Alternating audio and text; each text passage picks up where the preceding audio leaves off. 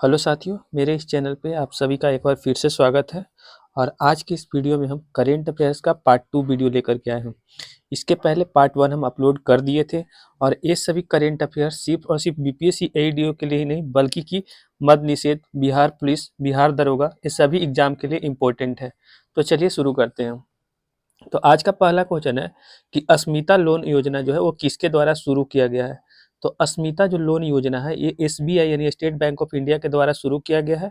और इस योजना के तहत क्या किया जाएगा कि जितने भी महिला उद्यमी हैं उनको बिना कोलेटरल यानी बिना गारंटी के जो है वो लोन दिया जाएगा।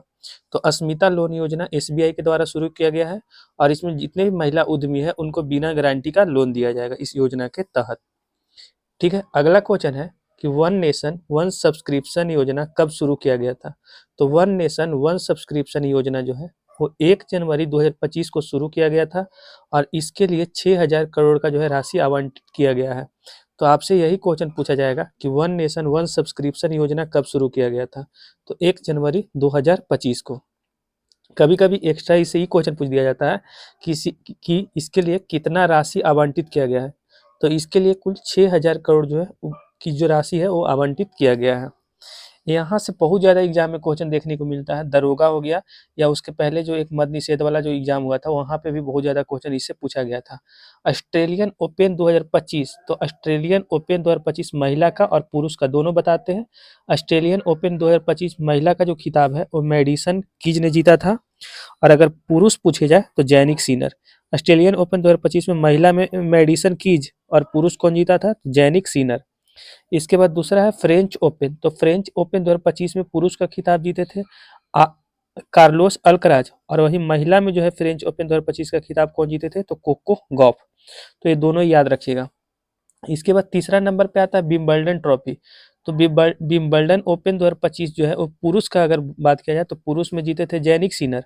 अगर महिला में पूछा जाए तो ईगा स्वेतक। ठीक है, तो महिला में कौन जीते थे? तो ईगा स्वेतक। और अगर यूएस ओपन का पूछा जाए कि यूएस ओपन 2025 में जो पुरुष का खिताब है पुरुष में वो कार्लोस अल्कराज जीते थे और महिला में कौन जीते थे? तो अरियाना सबलंका जीते थे। तो आप इसका जो है स्क्रीनशॉट ले लीजिएगा, इस चारों का स्क्रीनशॉट लेके एक बार बढ़िया से पढ़ लीजिएगा क्योंकि यहाँ से एक क्वेश्चन जब दरोगा के एग्जाम जो हाल फिलहाल हुआ था इसमें हर शिफ्ट में क्वेश्चन पूछा गया था और इस सबसे वीवीआई टॉपिक हो जाता है, तो इसको आप बढ़िया से पढ़ लीजिएगा। चलिए आगे चलते हैं। देखिए गणतंत्र दिवस तो जो 2025 में जो गणतंत्र दिवस मनाया गया था वो कितने नंबर का था? तो 76वां नंबर का, 76 नंबर का था। अगर पूछा जाए कि संख्या में कि कितने नंबर का था 2025 वाला गणतंत्र दिवस, तो 76वां नंबर का था। इसका थीम पूछा जाता है कभी कभी कि गणतंत्र दिवस 2025 का थीम क्या था। तो स्वर्णिम भारत, विरासत और विकास, यही जो है इसका थीम था। स्वर्णिम भारत, विरासत और विकास 2025 के गणतंत्र दिवस का थीम था। कभी कभी इससे पूछ दिया जाता है कि गणतंत्र दिवस जो 2025 था इसके मुख्य अतिथि कौन थे। कभी कभी एक क्वेश्चन पूछ दिया जाता है। तो जो गणतंत्र दिवस 2025 है इसके मुख्य अतिथि प्रोबोबो सुबियांतो थे। कौन थे? प्रोबोबो सुबियांतो, यही जो है मुख्य अतिथि थे। अच्छा, पूछा जाएगा गणतंत्र दिवस 2025 जो है इस कहाँ पे सेलिब्रेट किया गया था। तो कर्तव्य पथ, नई दिल्ली में। और गणतंत्र दिवस 2025 में जो झांकी था उस झांकी किस राज्य के झांकी को जो है ना वो प्रथम स्थान मिला था। ये भी बहुत बार क्वेश्चन पूछ दिया है। तो यूपी राज्य के झांकी को जो है वो प्रथम स्थान मिला था। तो ये पूरा जो है गणतंत्र दिवस 2025 से बनने वाला क्वेश्चन जो हम सभी तरीका से एक्सप्लेन कर दिए। 2025 वाला गणतंत्र दिवस कितने नंबर का था? तो 76वां नंबर का था। इसका थीम क्या था? तो स्वर्णिम भारत, विरासत और विकास। इसके मुख्य अतिथि कौन थे? तो प्रोबोबो सुबियांतो। एक्सप्लेन कर दिए। कब कहाँ पे सेलिब्रेट किया गया था? तो कर्तव्य पथ, नई दिल्ली में। किस राज्य के झांकी को जो है प्रथम स्थान मिला था? तो उत्तर प्रदेश के झांकी को प्रथम स्थान मिला था। तो हर तरीका से क्वेश्चन को एक्सप्लेन कर दिए। अगला है टीम पहल किस डिजिटल कॉमर्स नेटवर्क से जुड़ी हुई है। टीम पहल एक पहल है जो किस नेटवर्क कॉमर्स से जुड़ी हुई है। तो ओएनडीसी। ओएनडीसी का फुल फॉर्म होता है ओपन नेटवर्क डिजिटल कॉमर्स। तो टीम पहल जो है ओएनडीसी से ही जुड़ा हुआ है। और इसका उद्देश्य क्या है? तो टीम पहल का उद्देश्य है कि एमएसएमई को डिजिटल सपोर्ट प्रदान करना। इसका मुख्य उद्देश्य है। टीम पहल का मुख्य उद्देश्य क्या है? तो एमएसएमई को डिजिटल सपोर्ट प्रदान करना, यही इसका मुख्य उद्देश्य है। अगला है कि साहित्य अकादमी पुरस्कार 2024 का बात हो रहा है। तो साहित्य अकादमी पुरस्कार 2024 में किसे दिया गया था? तो अमन अरोड़ा को दिया गया था। और कौन से भाषा में दिया गया था? तो डोगरी भाषा में। क्वेश्चन घुमा के इस तरीका से भी पूछ सकता है कि साहित्य अकादमी पुरस्कार 2024 में डोगरी भाषा में किन्हें दिया गया था? तो चमन अरोड़ा को दिया गया था। और साहित्य अकादमी पुरस्कार जो है वो 24 भाषा में दिया जाता है, 24 भाषा में से किसी एक भाषा को दिया जाता है। तो 2024 वाला जो है साहित्य अकादमी पुरस्कार चमन अरोड़ा का दिया गया था। और कौन से भाषा के लिए? तो डोगरी भाषा के लिए। चलिए नेक्स्ट पेज की तरफ चलते हैं।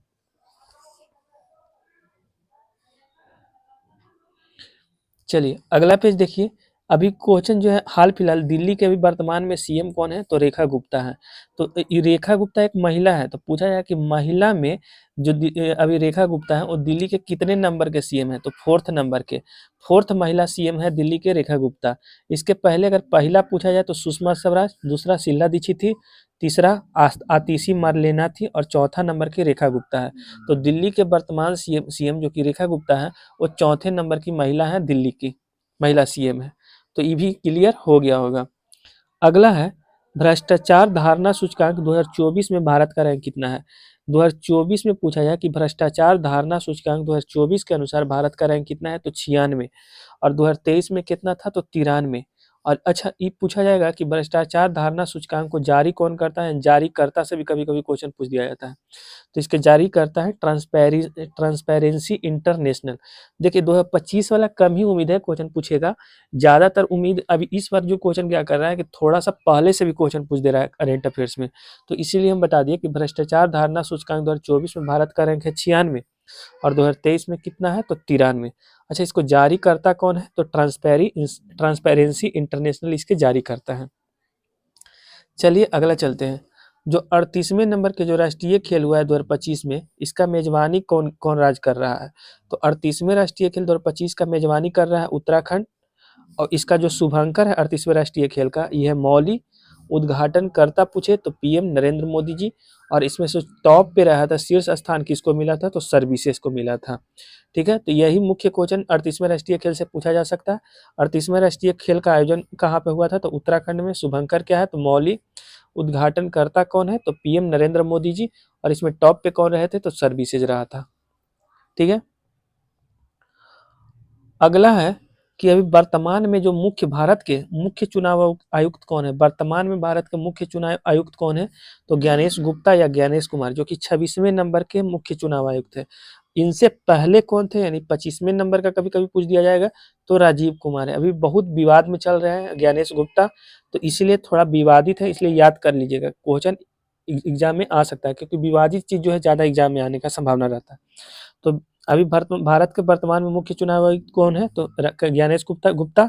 और कितने नंबर के हैं? तो 26वें नंबर के। इनके पहले कौन थे? तो राजीव कुमार थे। अगला है एक पंबन ब्रिज है। पंबन ब्रिज से भी बहुत क्वेश्चन पूछने को देखने को मिल रहा है। तो भारत ऐसे क्वेश्चन क्या पूछेगा कि भारत का पहला वर्टिकल लिफ्ट रेल ब्रिज कौन सा है? भारत का पहला वर्टिकल लिफ्ट रेल ब्रिज कौन सा है? तो पंबन ब्रिज। पंबन ब्रिज है कहाँ पे? तो तमिलनाडु में। अच्छा पंबन ब्रिज का उद्घाटन कौन किए थे? तो पीएम नरेंद्र मोदी किए थे, अप्रैल के महीने में किए थे। अच्छा इसको बनाने में कुल लागत यानी कुल खर्चा कितना आया है? 535 करोड़। और इसकी लंबाई कितनी है? तो 2.2 करोड़ है। तो याद रखिएगा कि भारत का पहला वर्टिकल लिफ्ट रेल ब्रिज कौन सा है? तो पंबन ब्रिज। कहाँ पे है? तमिलनाडु में। इसके उद्घाटनकर्ता कौन है? तो नरेंद्र मोदी जी हैं। इसको बनाने में कुल लागत कितना आया था? तो 535 करोड़ लागत आया था। और इसकी लंबाई कुल कितनी है? तो 2.2 किलोमीटर इसकी लंबाई है। अगला है क्वेश्चन कि जो वरुण एक नौसैनिक अभ्यास है, वरुण नौसैनिक अभ्यास, वो किन दो देशों के बीच में होने वाला अभ्यास है? तो भारत और फ्रांस के बीच में। और देखिए 2025 में जो हुआ था नौसैनिक अभ्यास, वरुण नौसैनिक अभ्यास, वो कितने नंबर का था? तो 23वें नंबर का था। तो यहाँ से यही करेंट अफेयर्स का क्वेश्चन बन सकता है कि वरुण नौसैनिक अभ्यास किन दो देशों के बीच में होता है? तो भारत और फ्रांस। जो 2025 में हुआ है कितनावें नंबर का है? तो 23वें नंबर का है। अगला है कि एमसीजीएस एमएसएमई योजना के तहत एमएसएमई ऋण पर कितने % तक गारंटी कवरेज दिया जाएगा? एमएसजीएस एमएसएमई योजना के तहत एमएसएमई ऋण पर कितने % तक गारंटी कवरेज दिया जाएगा? तो 60% तक जो है दिया जाएगा। अगला क्वेश्चन है कि समुद्रयान मिशन से क्वेश्चन है। तो समुद्रयान मिशन के तहत क्या होता है कि समुद्रयान मिशन के तहत मानव जो है समुद्र के गहराई तक जा सकता है। समुद्रयान मिशन के तहत ही मानव जो है समुद्र के गहराई तक जा सकता है। और किसके मदद से जाएगा? तो मत्स्य 6000 के मदद से जाएगा। अभी तक 5 देश जो है इस चीज को सफलतापूर्वक कर चुका है। कौन को? तो यूएसए, चीन, रूस, जापान, फ्रांस। और भारत का जो स्थान है इसमें छठा है। तो समुद्रयान मिशन लागू करने में भारत का स्थान कितना है? तो छठा है। तो यहाँ तक क्लियर हो गया होगा। तो आप लोग चैनल को सब्सक्राइब करके रखिएगा। और मेरा मोबाइल नंबर आप लोग नोट कर लीजिए 9572589800।